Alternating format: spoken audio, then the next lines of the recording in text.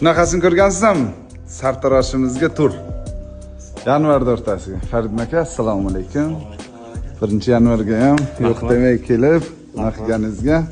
Aka, Xudo xohlasa 1-yanvarga 1-yanvarda eng zo'r sovg'a. Aka, katta boshli jamoa bilan boryapmiz. Birga Sharmil Sheyxga.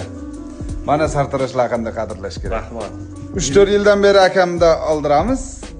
Mana Yilni boshi lekin sen bo'le bu yil meni yilim, ot yili.